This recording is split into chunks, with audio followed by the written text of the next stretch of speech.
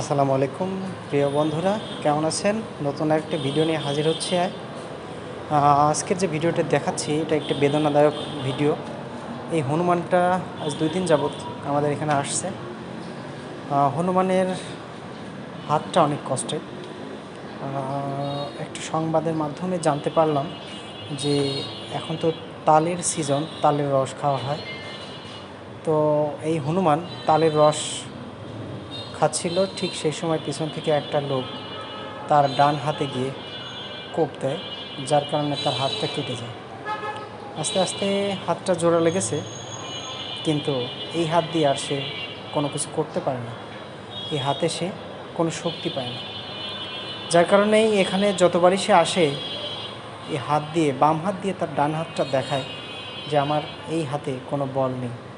আর আজকে হনুমানের শরীরটা সম্ভবত খুব খারাপ, যার কারণে বারে বারে আসছিল। এমনকি আমার পায়ের কাছে এসেও একদম নুয়ে পড়লো।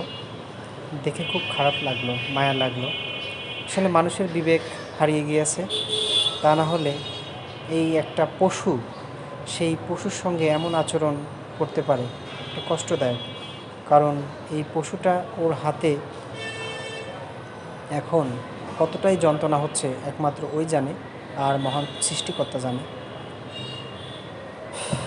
আমাদের উচিত পশুদের সঙ্গে ভালো ব্যবহার করা, সৎ ব্যবহার করা। পশুটার প্রতি আমার খুবই খারাপ লাগছে। আজকে যতবারই দেখলাম ততবারই খুব মায়া লাগলো।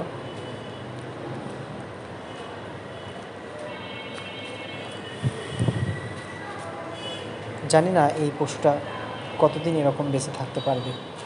হয়তো একদিন তার জীবন প্রদীপ নিভে যাবে, নিঃশেষ হয়ে যাবে, সেও চলে যাবে আমাদের মাঝ থেকে।